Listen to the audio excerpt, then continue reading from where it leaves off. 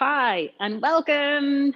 I'm here today with James. James, thank you so much for joining me for this collective gathering. So, this Yes. really is this is an opportunity for individuals within the community and beyond that, really, just to talk about what it means to be well and individual journeys and experiences, really through that. So, I really appreciate your time. Thank you for joining me. Welcome. Um, so, my name is Laura. For those of you that might be watching, my name is Laura. I am the owner of Yoga Love Collective.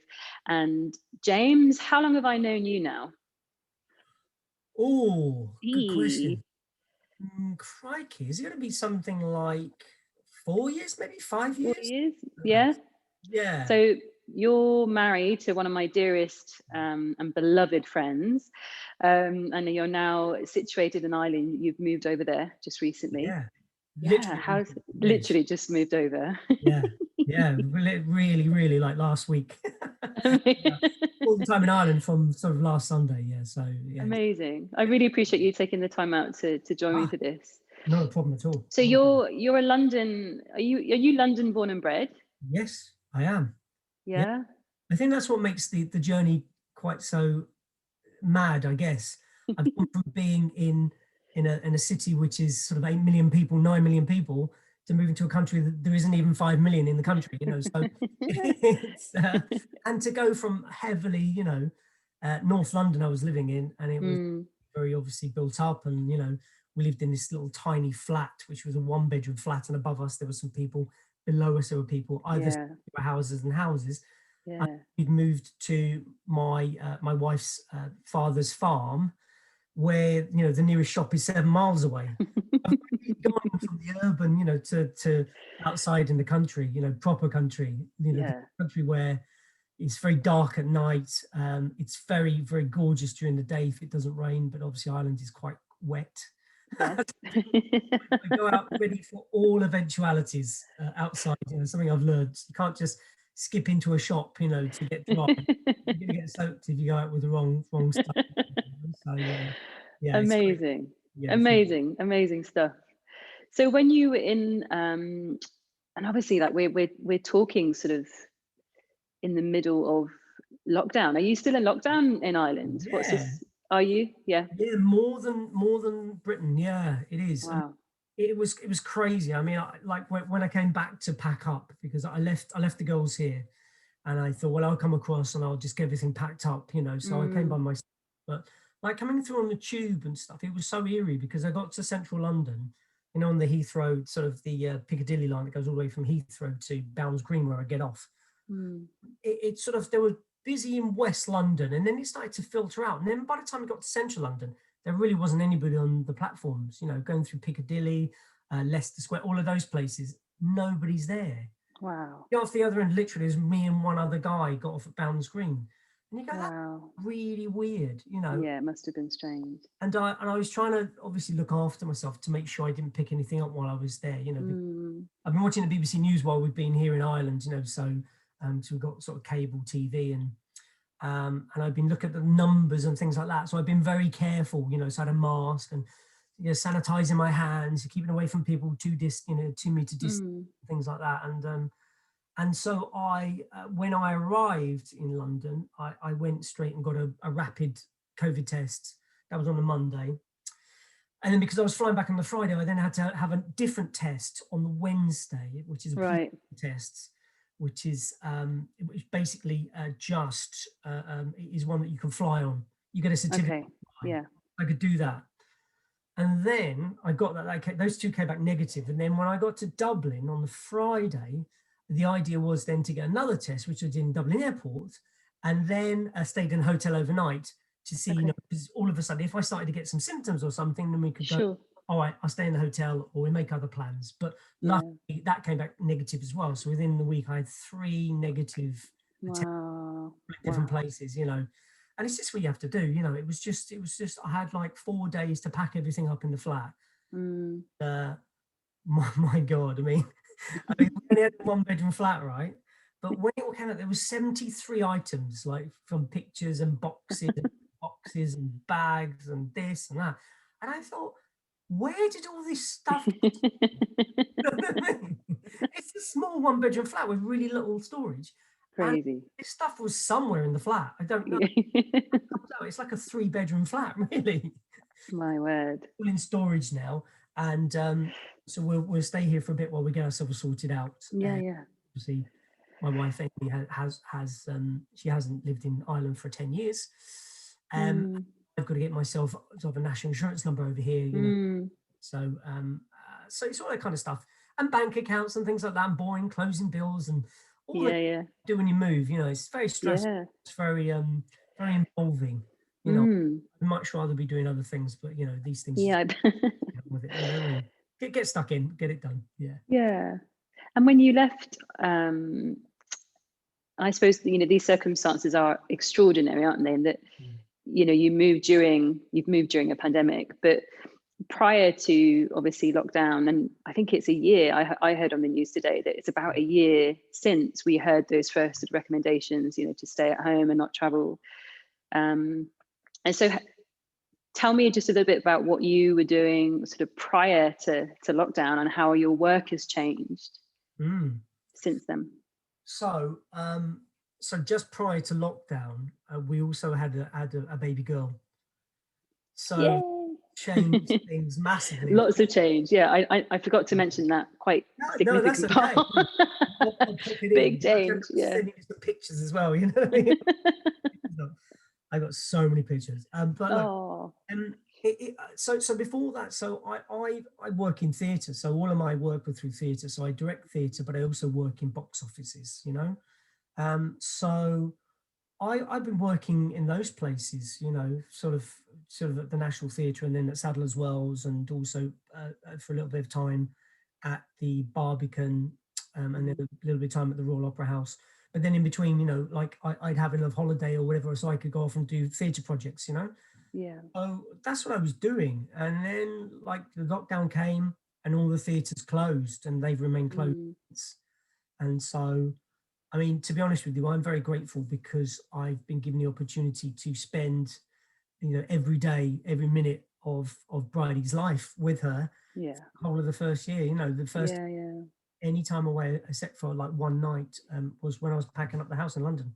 You know, and I miss Wow. it, you know. Um, so I'm very grateful because I realised that there isn't another scenario I could think of unless I won the lottery or something like that. You know, became Mm, rich overnight.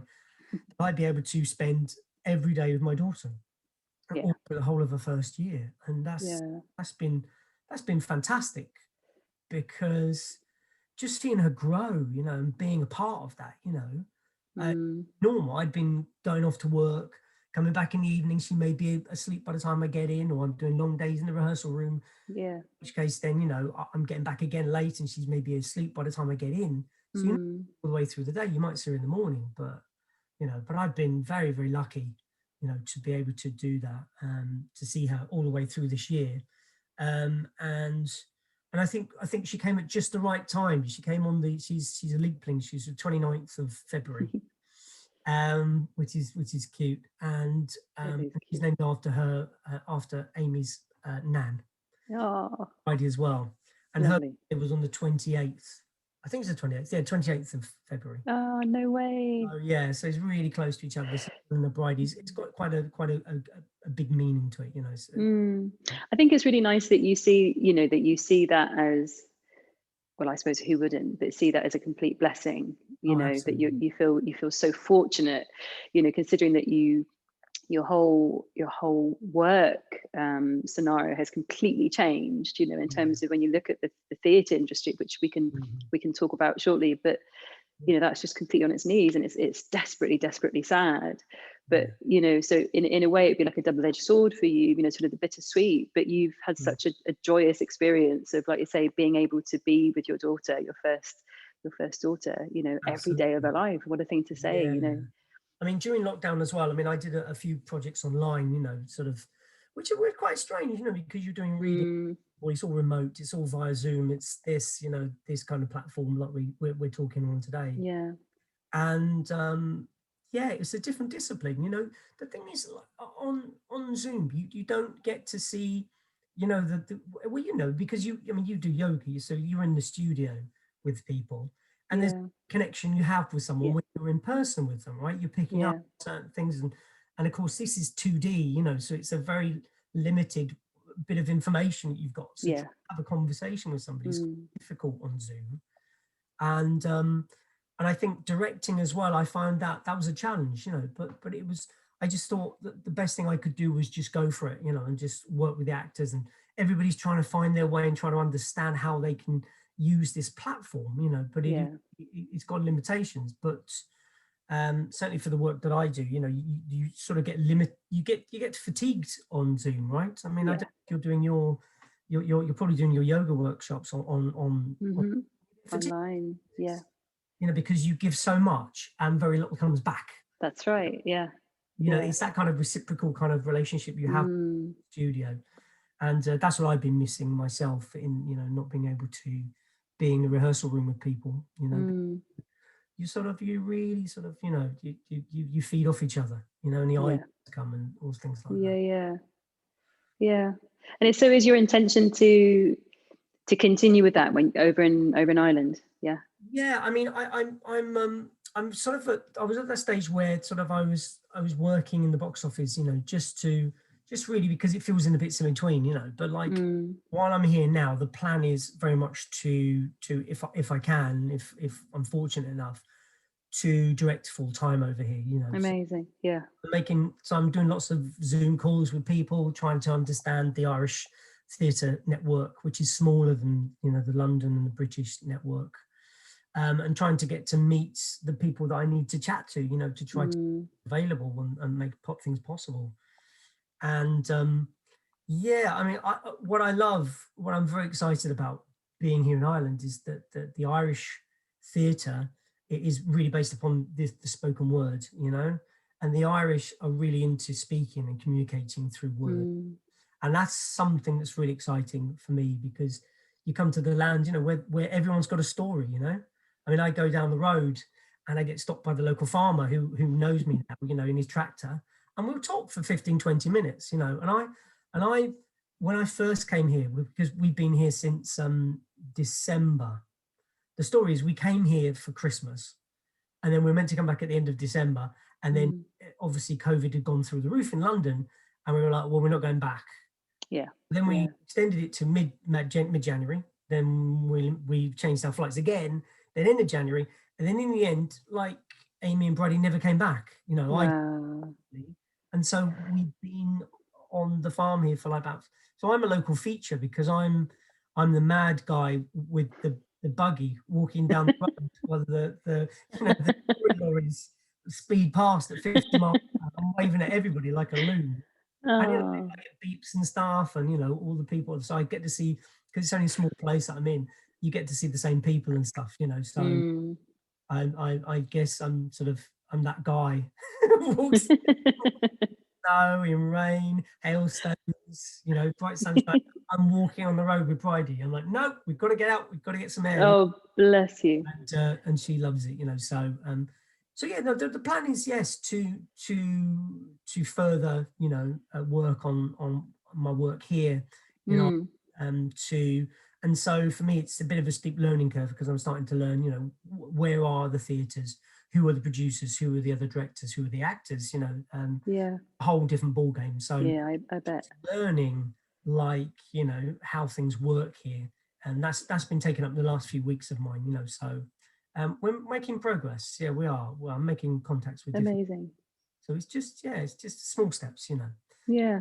but that's the plan. Of course, it's a bit slower here, you know, than in Britain. So The pace is, yeah, the pace is the different. vaccine's been rolled out slower, and yeah, you know, it's a funny old time, you know, because we look with envy to the north of Ireland, you know, because obviously that's still UK, and looking at their vaccines and their rollout and stuff, and even Britain, I'm hearing about, you know, some of my friends are getting vaccinated now in London, and I don't think I'll be vaccinated until way later in the year. Um, so that's going to stop things opening up, you know, but there's opportunities here. There are, at the moment, at least, you know, they've put more money into the arts than they've ever done, actually. So it's That's the amazing. package in Ireland for a long time. Yeah. Will that be the same next year? I'm not sure, but this year, you know, it seems to be Mm. there's enough stuff around I can try to get myself involved in. So that leads me nicely to, I suppose, another question. Like, why do you think it's so important to us as a, you know, as a race, as a human, you know, human beings? Why are the arts so important, do you think, and now more so than ever? Why do you think they're such an important part of our culture? Yeah. It I believe like, I'm gonna try to make it not sound like glib or anything like that, but I do think that the arts are an accelerator on knowledge and Mm. learning and experience, you know. I mean, if we went back to sort of like the Greek plays, you know, they kind of you know, Greece, like, well, about 2,500 years ago, I think it is, you know, they sort of started these plays, and these plays really explore all the different facets of human suffering, human elation, human toil.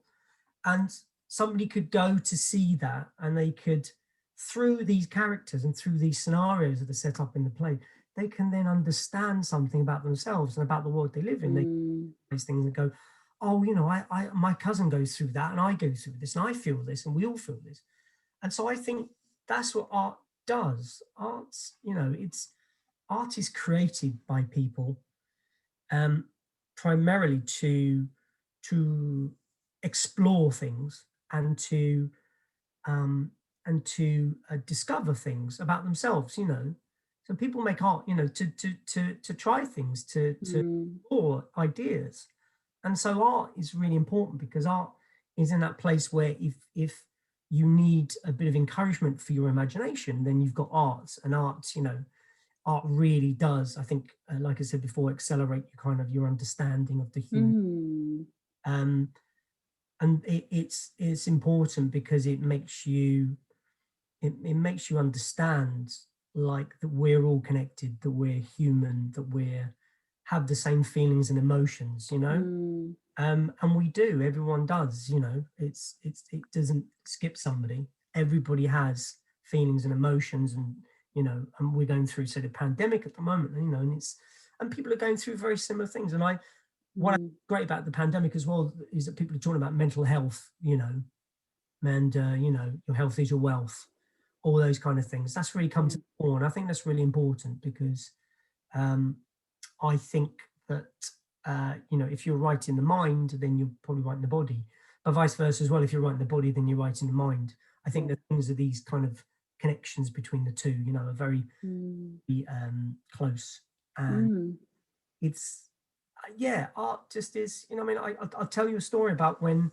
So when I first, I take it back. So I left school, and I had really no imagination. I didn't really know what I was going to do.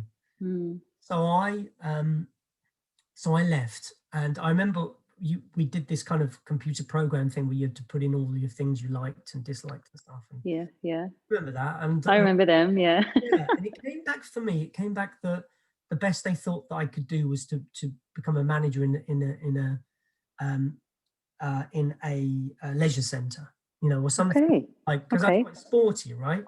Mm-hmm. But I left school, and my mum was working in greengrocers, and so she knew the lady there, and her husband ran a building services, like quantity surveying company, and they were looking for someone to go and be an office junior there. And I sort of had an interview, and I don't know, it was just, yeah, it was just something to do, I guess. You know, I didn't really have any like burning desire to go and do something. You know, Mm. so I went straight into that, and soon realised after about half a year, this is not what I should be doing with my life. You know, um. So anyway, after 4 years, I left there. Wow. In the meantime, in that last year, a friend of mine had invited me to go to a play. Now, I don't come from a sort of theatrical background. You know, there's nobody in my family, or, you know, I think my dad was in a play as a kid, and in a film, I think, as like an East End kid. Yeah. That Yeah. was it. You know, he was a manual worker. He worked on building sites, and my mother was a cleaner and a shop assistant. Mm. My sister had some interest in theatre, and I think maybe that's where I got it from. Got involved in a few workshops with her, and then as kids we went to pantomime. That's what. Hmm. But I never saw a play. I never went to anything, no serious theatre, anything like that. It just wasn't on the radar. And if there were any TIE groups again, I don't remember them. I Uh-huh. remember, reading Romeo and Juliet in school for GCSE. And I remember I had to read Juliet, and it was an all-boys school, and I was mortified, absolutely Oh, mortified. bless you.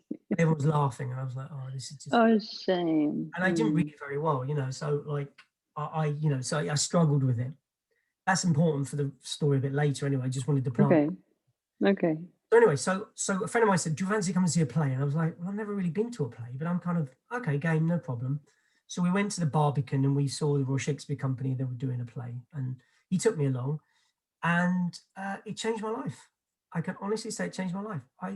Something happened. Wow. I sat there and I went, "Wow, this is just so amazing that someone can tell these stories, and there can be all these lights and this music and these sounds, and I can remember it now. I can see the images of this play in my mind. Wow.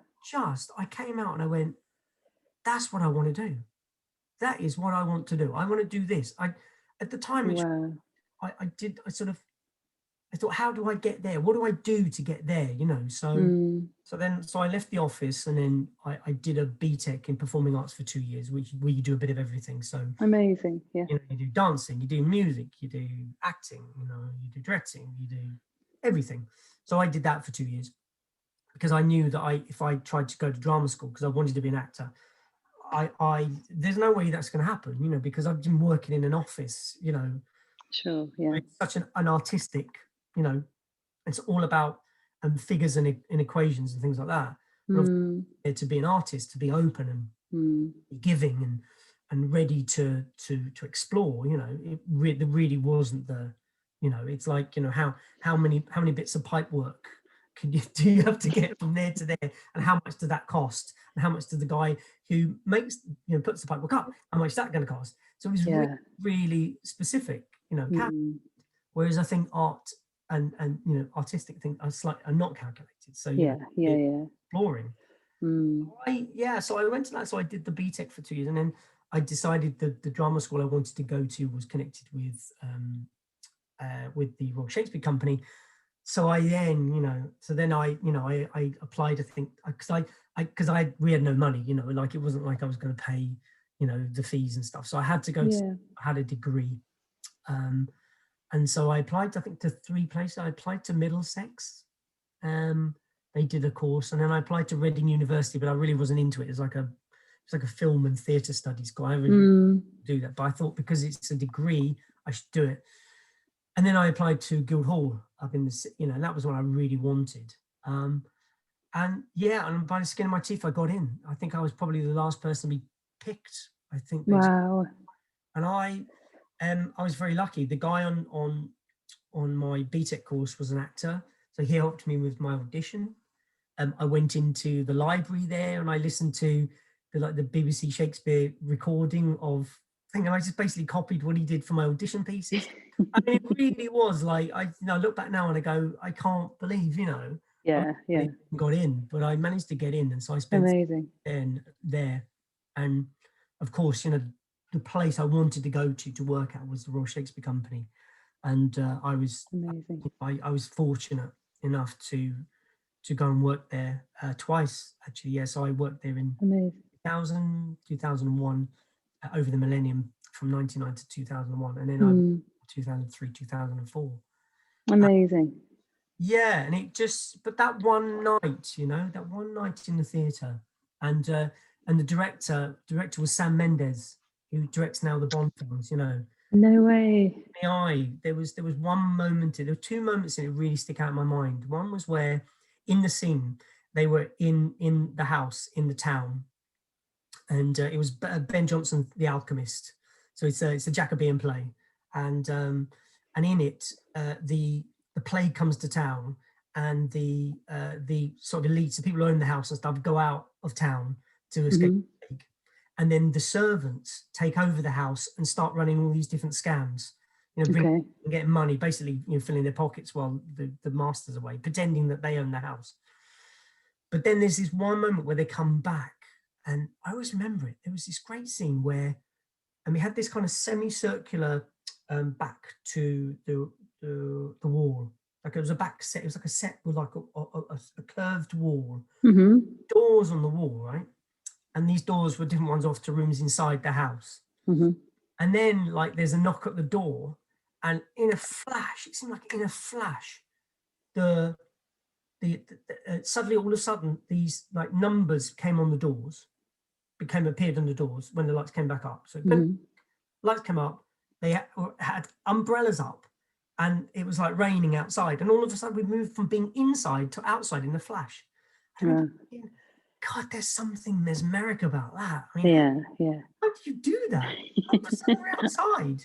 You know, that's how green I was. I didn't realize anything changed the lights, changed the sound. You know, people Yeah. change attitude because they're outside, not inside. Yeah. The guy who was inside then comes to the door, and then right at the very end, there's this moment where he's talking about sort of filling your pocket with gold and stuff, and it's very simple. He had some like glitter in his pocket, and then as he says the last line of it, the lights start to fade, and he throws his glitter up, and Mm. it flows down, and it was just a lasting image for me, and I just went, wow, really touched my heart, you know, and just went, Wow. that's what I want to do.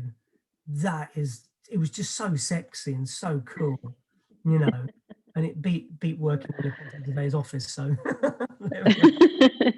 And it just shows like what, you know, how you, like you say, you weren't necessarily from a well privileged background, or you even had any, you know, any strong influences from your family, but just through your own, I suppose, source of inspiration, but your own determination and your own determination to get there.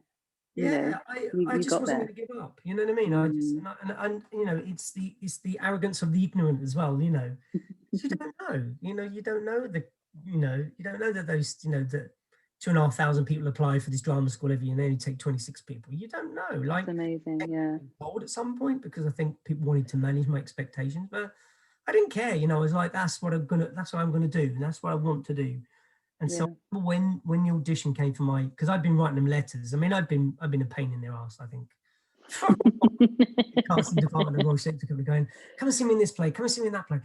I'm doing this. I'm doing, all this sort of stuff like this. Amazing. And then a casting came up, and my agent called me and said, oh, you've got a thing for the Royal Shakespeare Company. This is quite last minute. They said they couldn't find anyone for this particular role, and we think it'd be really good. And so I remember going in on, I think it was the Thursday. Yeah, I think it was the Thursday. I went in for my first audition with the casting department, but I was ready. I was ready. Yeah. So, because I've been dreaming of it. I'm really, Yeah. Yeah. when it came along, I thought I'm not going to let this opportunity go. And so I was ready for that meeting. So I met the casting director, and they said, great, okay, cool. I came out the office of their office at the Barbican, and then they said, oh, were you going to come and meet the directors now tomorrow? So then I met the directors on the Friday, Mm. and I met them, and I was just so keen and really wanted it so bad. And then by the Friday afternoon, I'd gotten the word, that, yeah, cool, you're going to start work on Monday. Amazing. In the space of like 4 days, my life had changed, and I was temping at that time, just filling in gaps in between. Yeah. Just Yeah. with delight, I phoned up the agency and said, I'm so sorry. I'm going to work as an actor, That's amazing. And so I was there for about a year and a half, and I got nominated for a lovely awards as well, which was fantastic. Got to work with some of my Shakespearean heroes, and Oh, amazing. really special time, It was Yeah, I bet. Yeah. just wonderful to be in that company with those people, and to be, and also to be doing something you felt that you should be doing, Mm. as opposed to something you do because it's, I think a lot of people are coming around to that now. I think, during the pandemic, I think it's really focused people's minds a bit more on what's important in life. Mm. If there's anything to be taken out of it, I think that is something good, because, Yeah.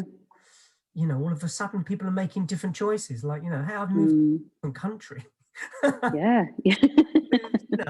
I've literally moved, life, or entirely. So, Yeah. it's just, yeah, it's just like what is important in life, and what, in terms of your well-being, your physical and your mental well-being, what is important? What do you need to do that? And I think lots of people are being brave about that and making those decisions. And Mm, people talk about lifestyle choices. I do think that choosing something which is going to make you happier and inevitably, I'm sure, extend your life, yeah. keep more enriching, Yeah. and it's a good thing, right? I mean, that we're Yeah. having these conversations and we're doing this great work on the Zoom, that Yeah. people talking about these things, because I think it's really important, and if it inspires somebody else, and I'm sure people are thinking about this anyway, I'm sure this is not new news, but like, Yeah. I think it's important for people to go, what is this life for? What should I be doing?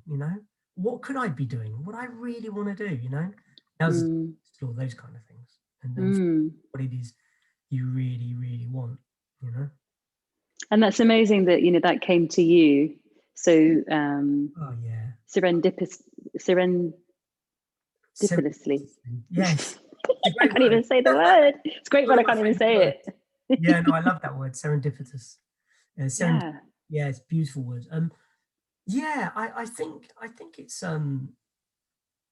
yeah, I mean, that night changed my life. It really was. It was one night that just changed my life, and and I'm, that's why I work in theatre, because I still love the buzz of it, Mm. about live. Somebody once said to me that actually the great thing about theatre is that you don't get to do it again. It's, you know, and if you see a play twice, it's never been the same It's twice. never the same. Yeah. It'll always be Yeah. different. There'll always be something that goes wrong. Mm. And I suppose probably like your yoga practice. I've been thinking a lot about theatre as well. And like I have a buddy of mine, we talk about what theatre's about. And while we're not making theatre, it's always good to have a bit of a moratorium on what you think theatre is for, or what you get out of theatre. And it was really interesting because I was reading something recently where they was talking about, like actors and acting and theatre and stuff. And Mm. really, like yourself, I think with yoga, I think it's what I boiled it down to is just one word, and it's about openness. It's about being open to opportunity and to moments, and to create that for an audience. And Yeah. likewise, the audience has to be open to what they're seeing and what Mm. them. Um, I have this thought that when I start to direct a play, I always first of all obviously try to understand what it's trying to say, but what I want someone to come out of the experience with, one of my sort of goals is that I want in some way people's molecules within their body to be changed, Wow. so that when they come out, I know it's nuts, completely nuts, because different people have different experiences, right?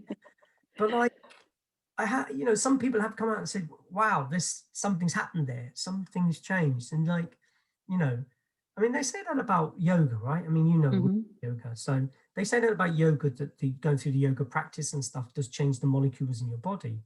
Mm. And that's probably to do with the breathing and the things like that. Hmm. Theatre is kind of similar, Yeah. when I was thinking about this the other day, when you were asking me to do this, and like there are similarities, because like I did lots of when I was training, and since whenever I'm doing all the rehearsals and stuff, Hmm. we're breathing together, we're working together in a room, the Yeah. breath exercises and Yeah. warming up, and you're in the same element, the same atmosphere as other people. Yeah. Yeah. It's sort of you sync. After a while you start syncing with each other. Mm. Open, if people are open and they let you in, which can be hard because it's sometimes scary, but if Mm. I think be open and be ready for what might come, those are the great moments, because you sort of you find out things about yourself, and you find out things about other people, and Mm. you fit in and you connect with other people. And that's really what it's about. It's about connection, but it starts Yeah. being open, and being Yeah. ready for that. And we as performers, and me as a director, and You know, everybody has to sort of buy into that, otherwise it doesn't quite work. Mm. But it's so key, I think, like you say, it's about being relatable, isn't it? It's about, you know, like as a human experience, you know, being able to say, oh wow, I relate to that, and I get that, and then to feel, you know, because it's true, there are lots of similarities, isn't there, in our disciplines, and but Mm. about, you know, remembering that we are actually a part of something much, much bigger than ourselves. You know, and it's interesting that you speak of that, you know, you speak of this sort of cohesion when you're working with people, Mm. and it really is about sort of this unifying, isn't it? It's about this coming together and this remembering that, yeah, we're not on our own, we're not doing this on our own, but yet we can sometimes feel extraordinarily isolated, and Yeah, that's not good. yeah. You know, as human beings, Mm, that's why the whole discussion around mental health has been so key and important, because people have suddenly realised that while you're stuck in a flat and you're away from people, you're not seeing people, you're not interacting. yeah, People suffer because it's not our natural environment. You know, it's yeah. not good for human beings to be away from other human beings. You know, Mm, there's that statistic, isn't there, that you know, when somebody is alone and doesn't marry or has a long-term partner, you know, they do not live as long as somebody who is married and mm, has a connection with someone, wow. a deep Yeah. connection. And so, like, to be together is really important, you know, because Mm, it's your life. And that's, you know, that's what theatre is. It's connection, you know. It's not mm, a film like a 2D, you know. It's about being in the room in the same space and telling a story in front of an audience that we all share. yeah. Yeah. Yeah. That's why it's so magical. And that's the same, I think, as your yoga practice. You know, I think it is about sharing the exercises, sharing the breathing, sharing the togetherness. And Mm, and I put money on probably that during that experience that people's kind of molecules will start to sink into each other, and mm, the heartbeats start to yeah. Yeah. Yeah. The between all the synchronicities. different, you know. Mm, And so I think that's anything that gives you anything like that, I think is wonderful, and just so wonderful. It's just a wonderful experience to have, you know, mm, not to be taken lightly. And I think mm, another thing through the pandemic has been people, you know, when this drought ends, you know, there's going to be a flood, and I think the arts are going to be really important, and people want to get back to yeah. arts.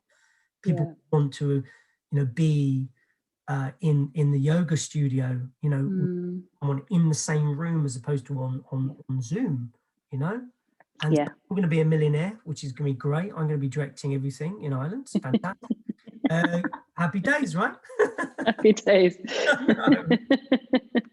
I know. You can retire then. Oh, amazing.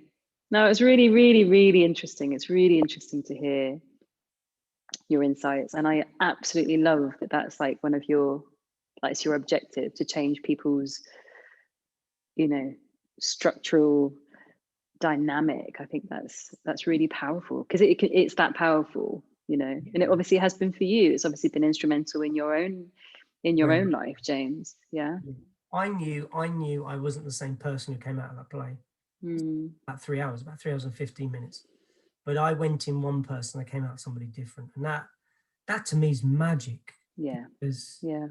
that's the power of art. You know, you asked me earlier on, you know, what is art? You know, that is the power of art. Mm, It's just life-changing experiences, you know, and um yeah, and like just all the different types of art. I mean, really, I mean, it doesn't even have to be just, you know, like literature or painting or sculptures or dance, or mm, like if you didn't like going to see a play, then sure as anything, you might like going to see a piece of art, you know, yeah. Yeah. or sculpture, or, you know, like I remember seeing Rodin's The Kiss. Do you know that one? It's fantastic. They've got it in Cardiff Museum down there. Okay. And that was a profound experience. because I don't know, what was going on that day. It was quite strange, but I remember seeing it, and it like there was nobody about. It was quite quiet. It was an afternoon, and I remember seeing this statue, and it's beautiful. You know, it's the guy sort of leaning into the girl, and he's kissing her, and it's Okay. Right. bronze. You'll know it. You know, it's like one of those ones you go, do I know it? You do know it. You know, it's very Yeah. famous. But they've got one of those there. But there was something about the sinewy hands around the very feminine girl and his back and her back and the way he's leaning into her and stuff. It was just Mm, so, so fam, just beautiful and just kind of awe-inspiring that I mm, never really thought a piece of metal could kind of, you know, move me in this way. And I just, mm, it took my breath away. And I stood there for a good sort of 5 minutes looking at this going, wow, that's quite something. Because encapsulated in that was almost like the whole of human connection, mm. Wow. and its lust and its deep longing and it's all of these things into just this piece Mm. of twisted metal. It's And incredible. Yeah. it is really incredible. I mean, Mm, to anybody if they can get to see. So, and I suppose what I'm trying to say is that, like, you know, you can find art in the most extraordinary little places. You know what I mean? And like, mm, and it can just make you feel something. Yeah, makes you feel alive. That's what it does. It makes you feel alive, right? makes you feel alive. Yeah. It enriches you. I keep talking about enriching, but it is, Mm, and but it's about being alive, right? And mm, so when you're doing stuff and it's just work stuff, you know, and it's just, you know, like that's not greatly inspiring. But when you get time and you outside of that, you go and see something, or I don't know, mm, you might go to like musicals and stuff, you know, mm-hmm. and something in the rhythms and the vibrations of that, you know, create something in you that just makes you fall in love with Yeah. with life, you know. Yeah. I think that's it. I think that's it, isn't it? Isn't it? Yeah. It's about encapsulating life, and that's what art does. It just Mm, distills it, and it creates it into yeah. a form that you can understand, and you can, Mm, you know, if you're open and you sort of, you know, you let yourself go into it and let yourself mm, experience it, then you'll get something back, you know. yeah. And Because I've had quite a few conversations with students, with people I've come across in in my work, who who perhaps are artists. Their work is through art, and conversations about whether or not that would be considered as like they would consider that once when they're in that process of working with their art, they almost feel like they're in a state of meditation. They almost feel like they're in a state of flow. So we've had conversations about, is this meditation? Is this, can you be in meditation, walking, being out in nature? But I think you kind of, you put it so succinctly there that I think that's what it is, isn't it? We're all so desperate, even if it's unconsciously, to find a connection and to feel like we're a part of something and to feel like we want to belong somewhere. And so, in that moment of flow, when I know, because I used to go to tons of musicals with my mom, I used to dance as a kid. And mm, in those moments, you're just, the thinking mind is, you put it to the side, you discarded it, don't you? mm, And you're in flow and you're connected at that point, aren't you, with just, you are. be it expression, like you say, be it through word, be it through tragedy or whatever it might be. But it's almost like you're connecting to source, you're connecting to Mm, mm. meaning, you're connecting to life, like you say. I Yeah, think you put it so beautifully there. is yeah, that is that how your experience, what's your experience? yeah, Would you say that you go into sort of almost a meditative sort of state yeah, through yeah. work? It is like that. You know, when I'm working and stuff, like I do, you know, a hell of a lot of work before I even get to the rehearsal room. You know, I mean, that's the fun bit for me. The fun bit's when I get into the rehearsal room with the actors, and when, you know, I'm nipping off and having creative meetings with lighting designers and sound designers and, you know, Yeah. designers. That's the bit I love. I love those bits.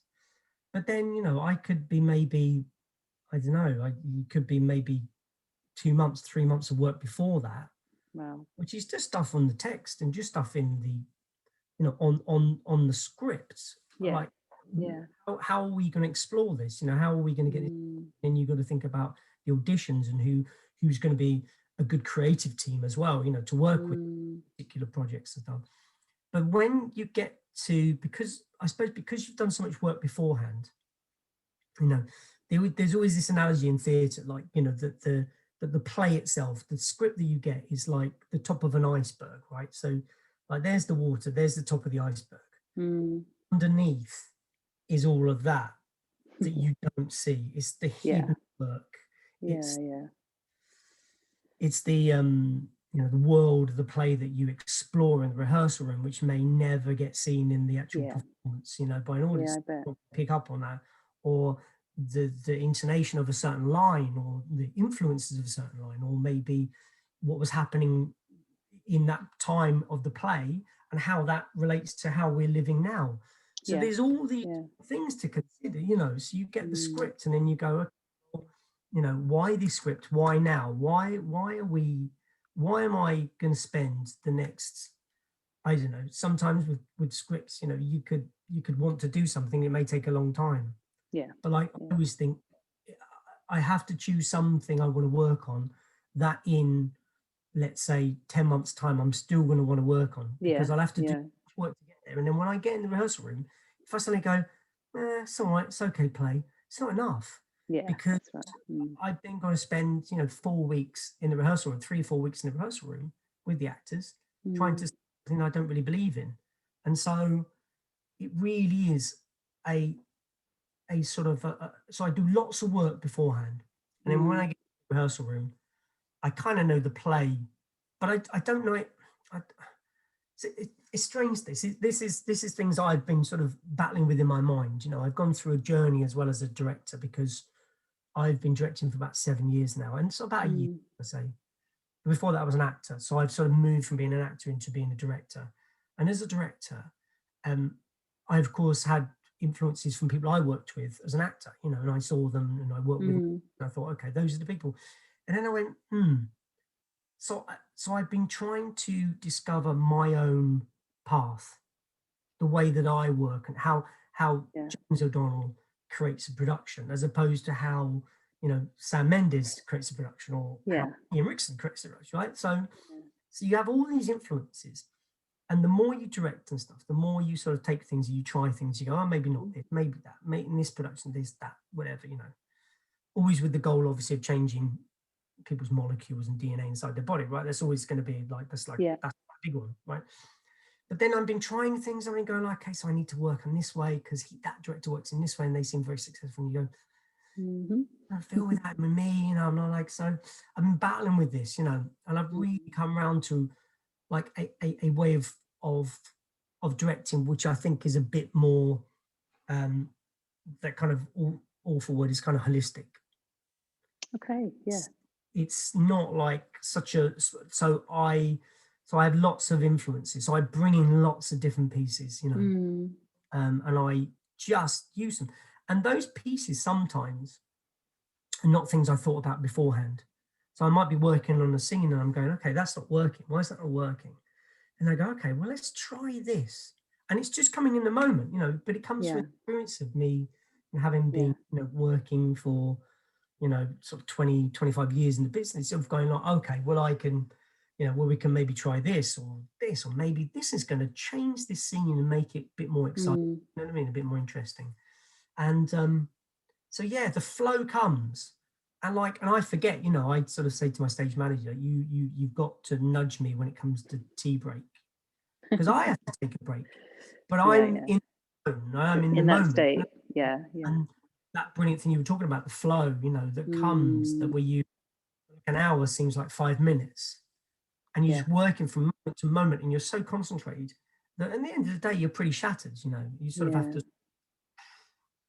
let it go, do a bit of work for the next day, but just really, because you're on the go all day, you're on, and you're from moment to moment, you're just thinking, some exercises organized, and some things you want to do are structured to the week. But then there's always, I think, I think there's always room to just go, nah, fuck it, that doesn't work. Chuck it out, try something different. Yeah. Now, I think previously, I think when I first started directing, I would keep banging it, keep going, no, no, this is the way, this is the way, this way. Mhm. Now I go, no, no, it's not working. Let's try something Try else. something different. Yeah. And that'll come in the moment, and that's flow. That's being Yeah. connected, right? That's being Yeah. connected with the material, connected with the vibe in the room, Hmm. emotions from, you know, because you've got these sort of two hats on. You sort of your head is working at many different levels because you're thinking, okay, are these actors connecting? Is this now going to connect with an audience? Is this now going to Wow. connect to the world of the play? Is this going to connect to the intention of the writer? This is going to Yeah. connect. Is this going to work in this space? You know, we go from the rehearsal room, Wow. you know, and the dimensions of the theatre and the audience and things. And Mm. you've got so many things to think of that actually, you know, you kind of have to plug yourself into something which is like a kind of like a channel, you know, like you kind of connect to the gods or whatever, you know, and sort of plug yourself in. And I think sometimes when you're open and you're brave, and bravery comes into all of these things, of course it does, you know.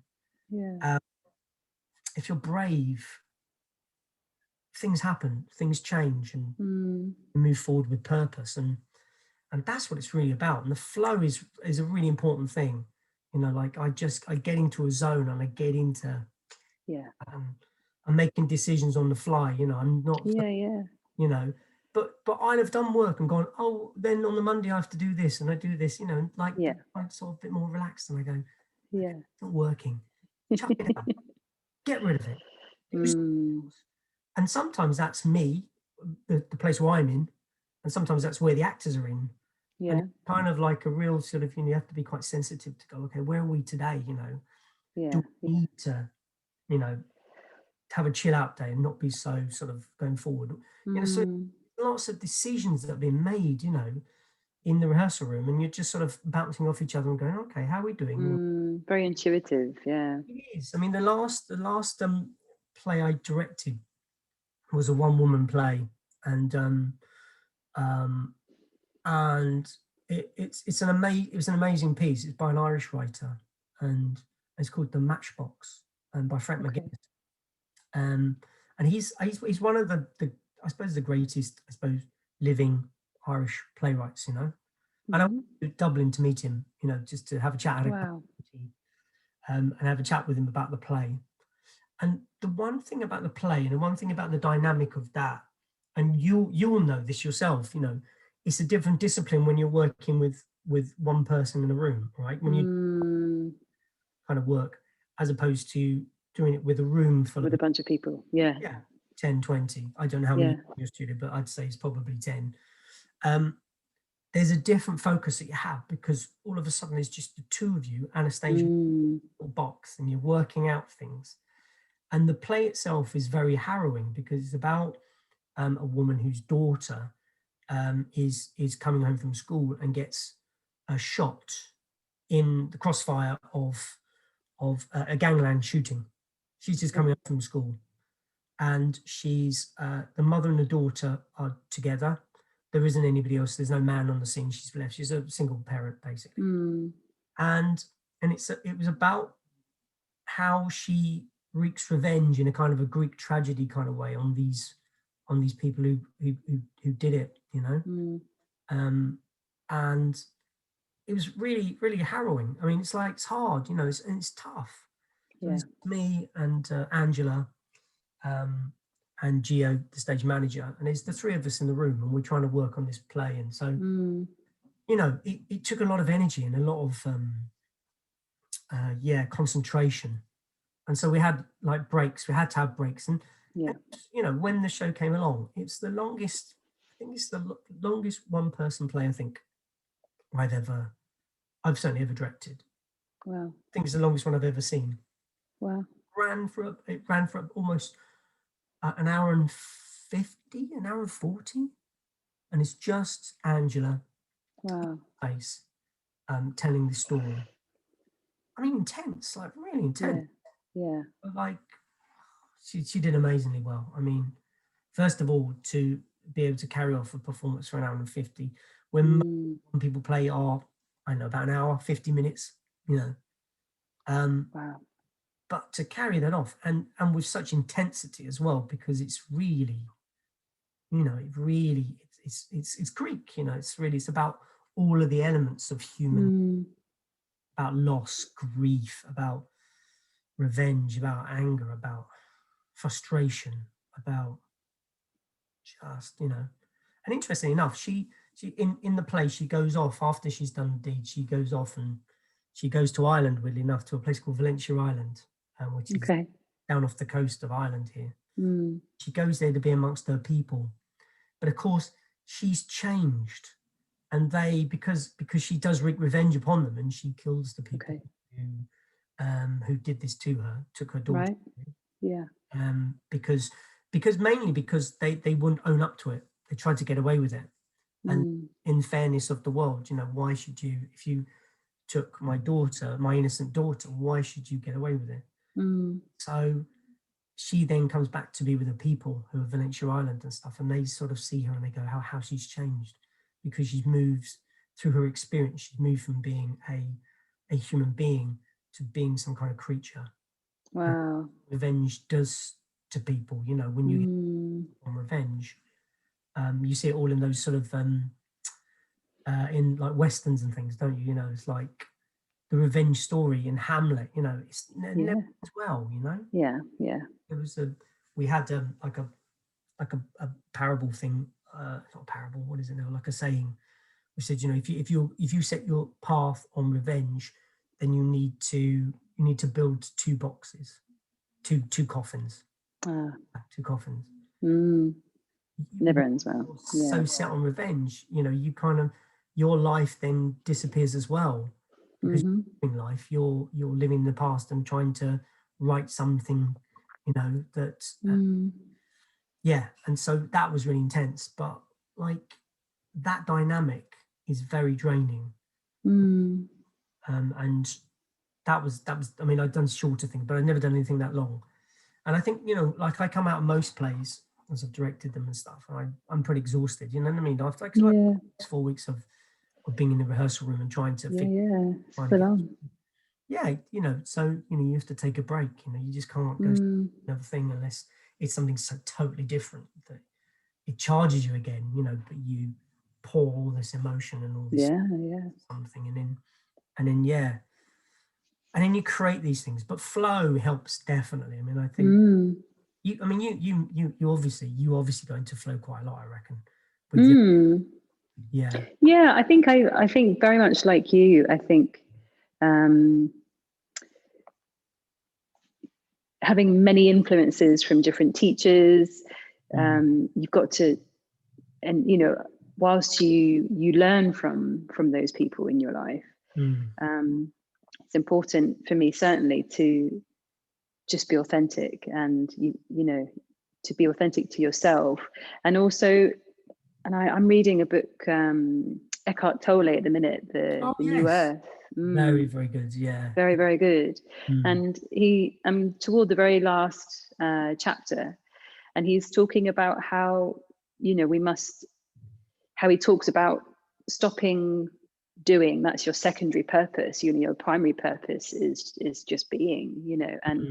And the paradox of trying hard for something, because the moment that you're trying hard for something, you're moving away from this idea that you're enough. You're setting yourself up to fail almost by thinking that you have to work at something, or you have to move towards something, and then in doing so you're moving away from your own truth and your own word and your own voice and your own authenticity.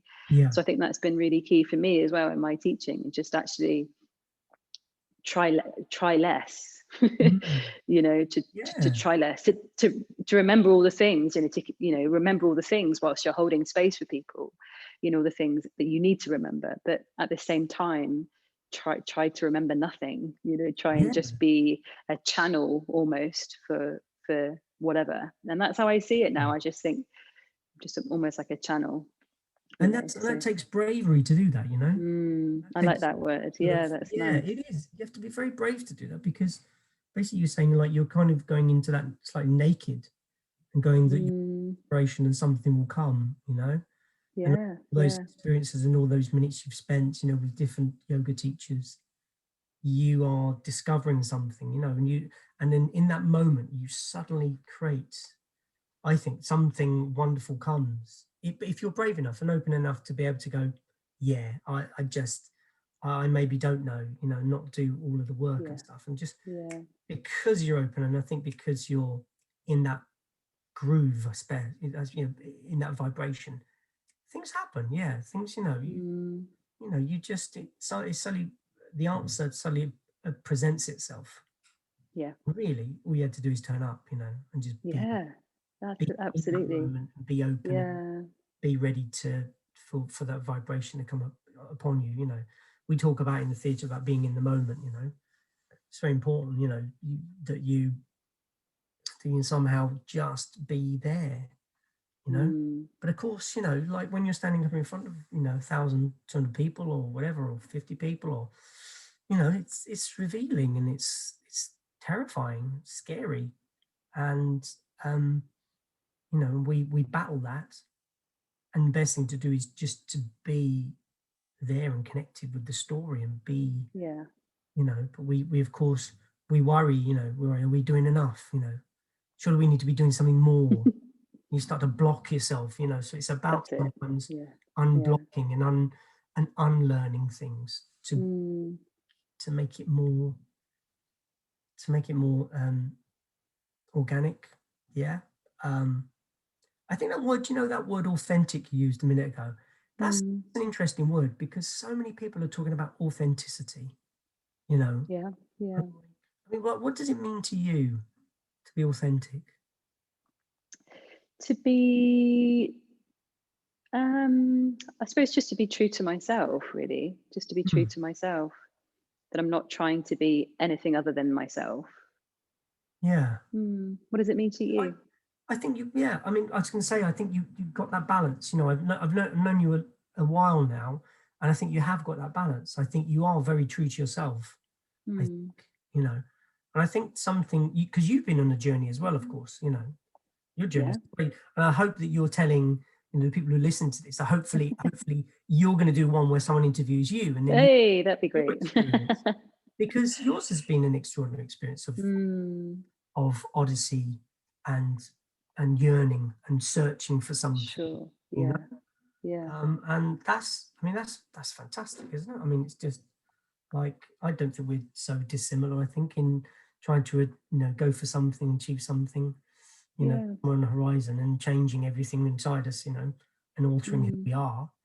Um, but to go back to your question, yeah, I mean, authenticity. I mean, I think it is all those things. It's about mm, being true to values, core values, and yeah. you know. But a lot of people are talking about authenticity. It seems to be a real word that's come out of this. Mm, Um, with words like furlough. yeah. Words we've never heard before. I know, But I, right? Yeah. but I think one thing I think is it's key to remember. Perhaps we can sort of close on it really, but Mm, with authenticity, and I think you've said it many times, perhaps indirectly, that you don't need to try so hard. I don't yeah. think being authentic means you have to try really hard to find yourself, or try really hard. Like, you didn't try really hard to find your purpose. It fell upon you, going back to that word, I can't say Mm, serendipity, but just how, when you stop trying, perhaps, when you, and I love the expression, you can't push the river, no. you can't change what, if you stop trying so hard, perhaps it then comes. Yeah. Yeah. I mean, I think it is that. It is that. I mean, it's like, brands around the world are spending millions on trying to find what authenticity is. Mm, And in some ways, they try too hard, yeah, because it is just about, like, bringing you and your experiences into a room and trusting that that's enough. And it is yeah, enough, you yeah. know, like, like being in a play, playing a part is enough. You've been chosen, That's somebody's it. gone, yeah, that's the person for me. in the rehearsal room, we can create it now. We're all enough, you know. I have enough Mm, experience as a director to be able to, you know, to bring something out of you, you know, and you know, the light designer has enough experience to be able to, you know, we'll create something together. And that's, you know, like collected authenticity is very important as well. mm, And yeah, yeah, there were some good things that come out of, I think, this period that we're going through, which is good. And we can all, yeah, hopefully we'll learn. I do hope that when we come out of this, we don't also go, oh, that was a bit of a mad dream, wasn't it? You know, and then we all go back to some different, like reverse it back to how it was before. mm, Because I kind of feel like we've got a great opportunity now to explore, you know, explore ourselves and explore what these things mean. And I think we should take the opportunity to do it. And like, I'd like to mm. thank you for this opportunity for me to talk, you know, because I don't often get to talk like this, you know. And so, Yeah, firstly, I do hope that some of it makes sense. It doesn't sound like a stream of more mad than sense. consciousness. But also as well, I think it's really great that you've sort of reached out, you know, that you're happy enough in yourself to go, okay, I'm a yoga teacher, but let's hear what other people seem to think. You know, when I Mm, post on Facebook, I was like, yeah, why not? Let's talk about it, amazing. because it's, Yeah, you know, it's useful, and you know, someone may get something from it, you know, and who knows. absolutely. Yeah. So, but no, well done you for doing this, because I mean, I think it's great. I look Oh. forward to seeing some of the ones that you. I won't be watching this back, but like, you know, like, you know, the other ones, Oh, I'm going to connect in and have a amazing. see what other people, what interesting and varied people. I'm sure you're going to get to talk to you on this. So Amazing. Yeah. thanks for the But thank opportunity to you. have a chat. Thank you. Thank you so No, much for taking no, up not at all. Not at all. an hour of your evening. But I think it's just, it's important to me to really honor and recognize that the minute you start thinking there's only one way is when you head into trouble. You know, Yeah, there's not one way, but there isn't. yeah, My way is the only way. It's about, you know, like you say right back at the beginning, about being relatable mm, and yeah, it's just extraordinary how many similarities there are, and going back to that, doing full circle really back to, you know, what you started with, that it's about being open, you know. mm, I think it, always. yeah, just being open and being able to say, you know what, we're not, yeah, we're not doing, we don't need to do this in isolation. We don't need to do this, whatever this is, you know, whatever people's Yeah. struggles might be, or, you know, through the pandemic, or whatever, you know, whatever life throws at us. That there's always something that we can relate to, and there's always somebody that we can learn from. Mm, And I'm always. sure many people will be able to relate to your extraordinary and really inspiring. And it's a shame you didn't get to talk about your break dancing, because I really wanted to hear about that part of your life. Maybe that's for That'll have to another be another interview. conversation. That's a whole different kettle of fish. Oh, Oh, but thank you so much, James. I no, really appreciate I your enjoyed it. time, and yeah, may our paths cross. And all the best for your new venture. I'm so excited for Thank you you. and Thank for you. Amy, and I'm sure Ireland, well, they're very lucky to have you. Ah, And I'm bless you. sure it's going to be a really blossoming, you know, journey for you over there. It's going to be wonderful. And I'll Mm. come and, yeah, I'll definitely come and see one of You have to come and see us. your Yeah, plays. Yeah, you're gonna have to come and see us. It's just that's the way it is. absolutely. Listen, all the best. Lots of love. Okay, Big love to your family. And I'll speak to you absolutely. really soon. Yeah, you take care, but mind that thumb. I will. Nothing to do with it, but mind it. Take care. I'm gonna go now. Amazing. Take care. Have a nice See you evening. later.